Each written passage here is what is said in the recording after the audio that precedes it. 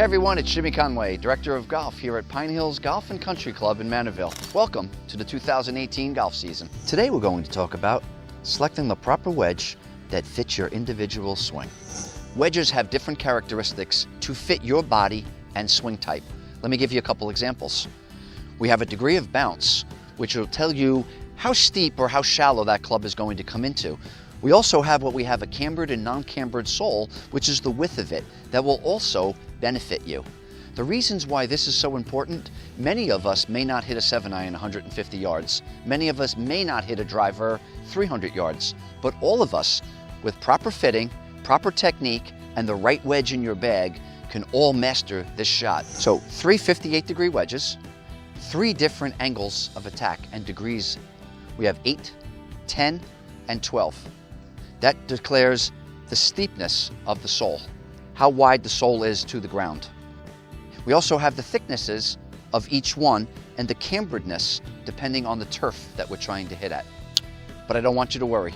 We're going to show you today what each one of those means and how we can make this easier in your choice. As we discussed, I'm now taking the 58 degree with 8 degrees of bounce. 8 degrees is fairly low on a degree of bounce.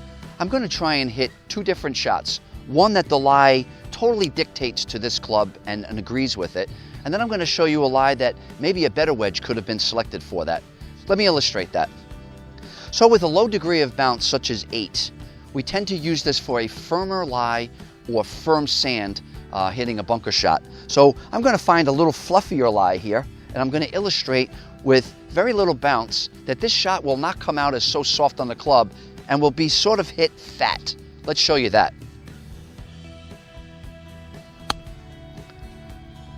So as you can see, because there wasn't very much bounce, the leading edge dug into the turf, and as you can see by the turf here, I didn't make really good contact with that ball, and I'm not controlling the shot.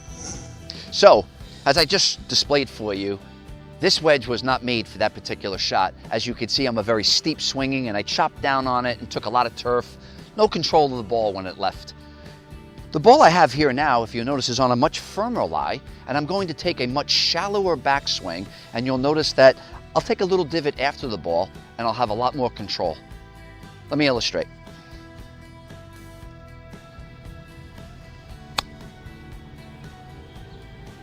So, on the last wedge, we had very little bounce, 8 degrees. And I showed you this shot with a lot of grass and a very steep golf swing, and we realized it wasn't the right loft.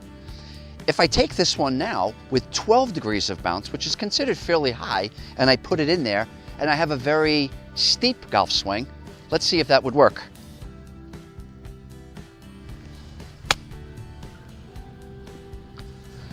So as you can see, for a very upright, steep golf swing, which suits my body frame, the higher bounce was better situated.